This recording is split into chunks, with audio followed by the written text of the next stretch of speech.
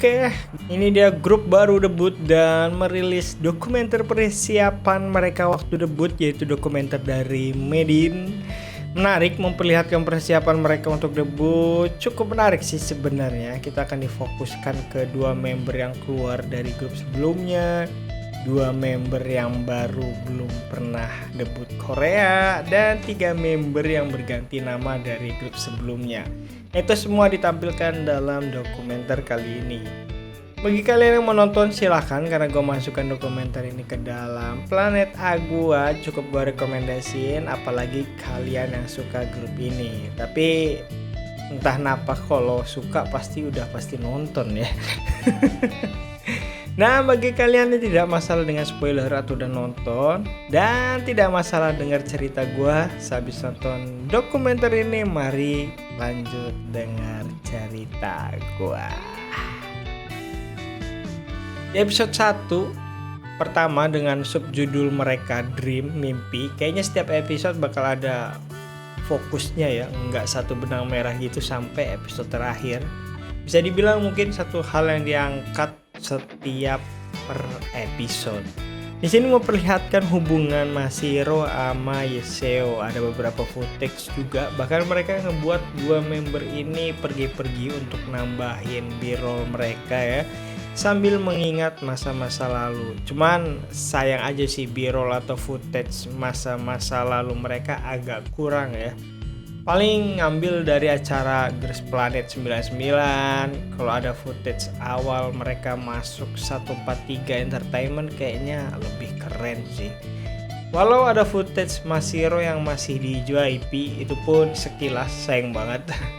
Gue harap mulai dari sekarang 143 Entertainment selalu abadikan momen setiap membernya, supaya buat next dokumenter bisa banyak gitu footage-nya, ya kan? Lanjut episode 2, dimana isu atau tema yang diangkat mengenai perubahan antara member Limelight menjadi member Medin. Sesuai dengan subjudul di episode ini ya, change, perubahan, perasaan mereka dan bagaimana pengaruhnya itu dibahas pada episode ini. Menarik, walau hampir kerasa banget bentuk dokumenter ekspositorinya ya, karena isinya hampir semua interview. Footage juga udah mulai banyak di episode ini ya, karena mereka bisa ambil waktu masih jadi Limelight, dan itu udah pasti ada dalam data 143 ya. Dan ini di luar dokumenter ya. Masa pas ngomong Jepang gak ada subnya sih si Mio? Untung gue masih paham ya omongannya Mio ya. Ya sebenarnya mereka nggak salah sih, udah nulis juga kan sub interviewnya di screen ya, cuman emang nggak ditranslate aja ke bahasa selain Korea. Dan diakhiri mereka nyelipin sedikit bait untuk next episode pakai suaranya Sarina kayaknya. Lalu lanjut ke episode 3.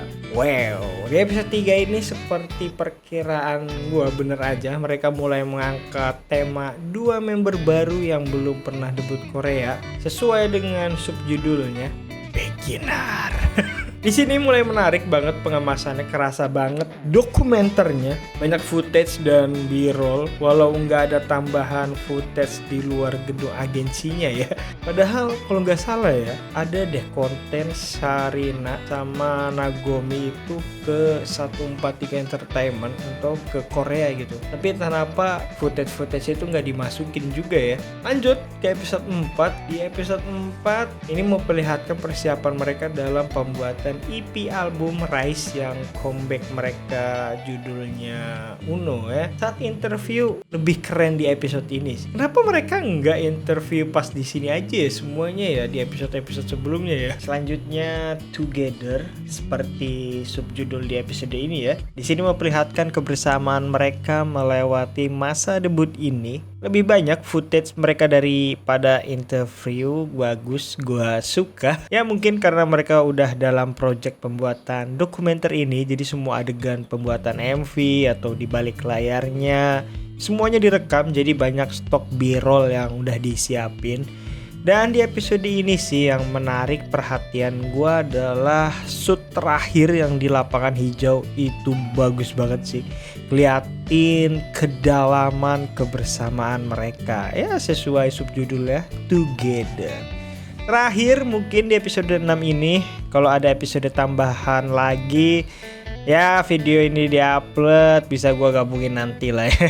Dan seperti subjudul yaitu di episode 6 ini yaitu debut, memperlihatkan detik-detik debut mereka. Kita bisa lihat persiapan mereka dari waktu ke waktu menuju debut, dan gua suka direkturnya atau mungkin ide dari editornya memasukin sound effect detik jam gitu sambil dikemas ala-ala countdown menuju waktu debut mereka. Itu keren.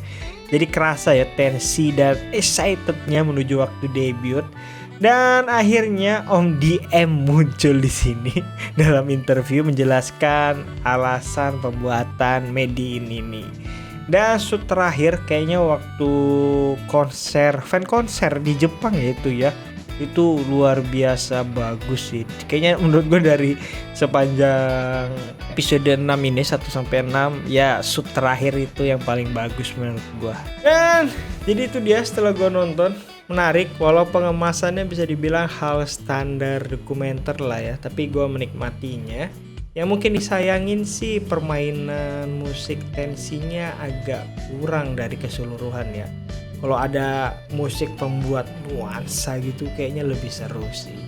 Dan semoga mulai dari sini 143 sering rekam kegiatan Made In ya keseluruhan, supaya mereka bisa buat dokumenternya pada saat peak suksesnya ini grup. Dan itu dia, terima kasih banyak yang sudah menonton dan meluangkan waktu kalian dengar cerita gue setelah nonton dokumenter Made In ini. Untuk di akhir, seperti biasa gue akan coba rekomendasiin beberapa judul.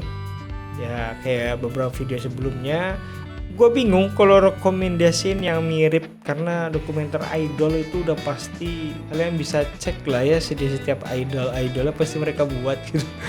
Makanya ini gue rekomendasiin yang menarik aja deh. Salah satu dokumenter dari AKB48 itu adalah Flower Without Trend. Ini keren loh pengemasannya, silahkan cek. Atau mungkin yang dari Korea ada dokumenternya Blackpink, itu juga keren pengemasannya. Jadi itu aja, terima kasih sekali lagi bagi kalian yang memakai waktunya demi dengerin cerita gue sampai detik ini. Sampai jumpa lagi dan bye-bye.